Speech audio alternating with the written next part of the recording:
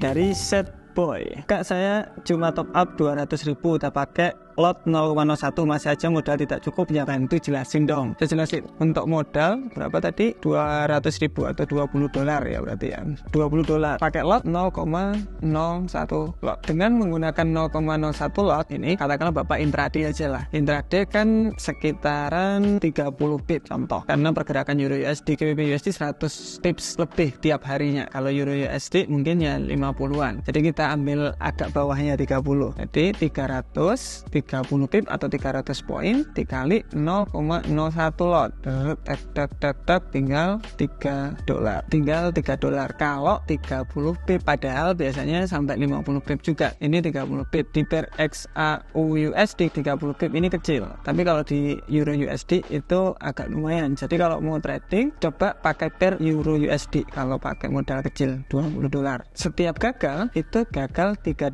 $3 ini kita diberi kesempatan hanya 7 kali trading. Misalkan Bapak trading 3 kali gagal, itu masih oke. 3 kali gagal, kemudian untung masih oke. Tapi ketika Bapak loss streak 7 kali, modal bakalan habis. Mungkin saran saya kayak gini, enggak masalah modal $20 pakai akun standar 0,01, resikonya pakai strategi intraday, jangan pakai strategi swing, biar stop lossnya nggak lebar, maksimal mungkin 30 pips ini. Nah kemudian jangan sampai ini gagal berturut-turut. Jadi intinya resikonya diatur. Kalau gagal tetap gagal $3 terus menerus stabil. Kalau untung, katakanlah untung $6 stabil, itu bakalan bagus untuk jangka panjangnya. Kalau saran saya modal kecil, jangan ekspektasi gede ya kalau modal kecil, karena biasanya ekspektasi itulah yang bikin kita hancur nantinya. Dari Choi P, jadi ini tadi trading dengan strategi supply dan demand adalah entry dengan rejection. Tapi jika bukan hanya rejection dan ada entry lain yaitu break supply dan demand, bagaimana cara mengidentifikasi kalau harga break atau rejection di supply dan demand supaya tidak salah mengambil persepsi? Oke, supply dan demand atau support dan resisten. Jadi harga biasanya kan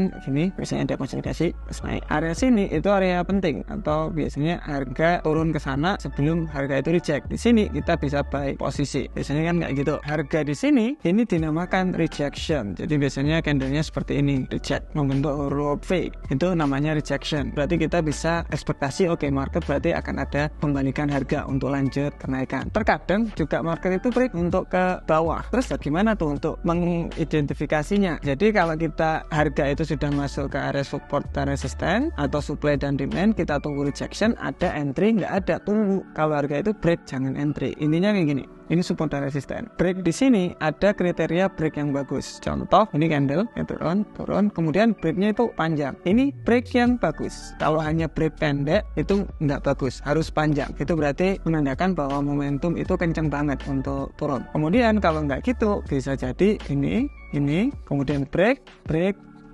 warna sama, karena kalau digabungin jadi satu candle yang panjang. Jadi kriteria break yang bagus itu candle panjang atau 3 warna yang sama, break area support dan resisten. Kalau nggak ada ini malah kayak gini contoh, ya berarti akan ada kelanjutan naik. Itu konsep dari rejection dan break. Dari Fauzan Wartahid 6004, Mas saran mending broker Indo atau luar buat akun Sen? Broker Indo kelihatannya masih belum ada untuk akun Sen, jadi broker luar pun sekarang FBS nggak tahu ini tanggal berapa uploadnya, tapi FBS itu sudah tidak ngeluarin akun Sen. Jadi kalau kalian masih pakai akun Sen, kalau nggak salah bulan 2 nanti diganti jadi akun standar akunnya kalian. Padahal FBS terkenal sama akun Sennya. Di akun luar juga masih agak banyak yang pakai akun Sen, tapi kok nggak tahu kenapa udah mulai bergeser, udah banyak yang nggak pakai untuk akun Sennya. Emang banget, padahal bagus untuk trader pemula. Jadi Pak Fauzan, kalau dibilang mending broker luar atau broker Indo, ini pribadi saya ya, karena modalnya nggak terlalu banyak dan di Indo nggak ada akun Sen, ya terpaksa broker luar. Nanti kalau ada akun Sen di Indo ya mungkin bisa pakai broker Indo. Dari Will dan Rilando, Mas sebagai trader pemula bolehkah dalam sebulan kita trading nggak rutin tiap hari karena kita nggak cocok sama trennya atau belum bisa lihat entry posisinya? Apakah wajib kita trading setiap hari walaupun kita nggak bisa lihat posisi entry-nya atau menunggu momen yang kita bisa baca entry? Good, saya live trading setiap Senin sampai Jumat ya kak. Kemudian saya intraday juga setiap hari, tetapi intinya kayak gini, kalau nggak ada entryan yang cocok sama trading plan saya nggak entry, ngapain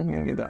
Contoh kayak gini, kalian mau membeli harga harganya itu masih mahal, ya udah nggak beli, nanti aja tunggu waktu harga itu turun, kan bisa kayak gitu. Jadi nggak masalah. Intinya di sini selama bapak punya trading plan-nya, contoh saya nggak bakalan entry kalau nggak nyentuh area trendline, ya sudah nunggu area trendline baru entry. Nggak ada yang nyuruh kok, nggak ada yang ngecekin juga, nggak ada. Ini trading itu enaknya di situ, kita trading buat kita sendiri, untungnya ya juga kita withdraw sendiri, jadi enak. Cari langit sore, bagaimana dengan hari Jumat? Jumat keramat mitos juga mitos. Entah kenapa setiap hari Jumat saya pasti loss besar. Apakah ada mengalami seperti saya? Kalau saya bilang sebenarnya enggak sih, itu psikologi aja sebenarnya. Karena hari Senin, Selasa, Rabu, Kamis katakanlah dikasih keuntungan yang bagus gitu ya, push untungnya 10 dolar, 20 dolar, 30 dolar, contoh aja, kecil-kecilan aja kita ngomongnya. Ketika Jumat karena udah hari terakhir, wah besok saya nggak trading ini, kita harus hajar nih, biasanya kayak gitu, hajar market dan loss agak lumayan daripada sebelumnya. Itu kalau saya bilang psikologi aja sih sebenarnya. Kalau mitosnya enggak, saya juga sering hari Senin loss agak lumayan juga, iya, Rabu juga sering, Jumat juga ngering. Tapi kalau kita total per bulan ya kita masih bisa withdraw. Deep insight, Mas, terima kasih penjelasannya, mohon pencerahannya. Selalu jadi pertanyaan saya pas mau main. Nah ini main, saya kurang begitu setuju ketika kita bilang trading itu main atau mainan, karena bermain di sini kayak jadinya main-mainan jadinya. Jadi mungkin mindsetnya agak dirubah, bilang aja kalau saya mau trading atau saya mau bisnis. Jadi otak kita itu berpikiran oke, ini bisnis. Atau orang biasanya bilang menghasilkan kecil nggak apa-apa wes di forex, nanti hasilnya juga kecil juga. Jadi mindset itu lumayan penting sebenarnya buat kita. Jadi kalau bisa dirubah cara ngomongnya, mindsetnya, kalau bilang oke, trading, ya saya lagi trading atau saya lagi bisnis trading. Jadi ketika kita mau entry, kita mau trading itu oh ya bisnis, berarti kita harus analisa terlebih dahulu, kita harus punya plan, kita harus memanage modal kita agar bisa bagus dan lain-lain. Itu dari saya. See you next video. Bye bye.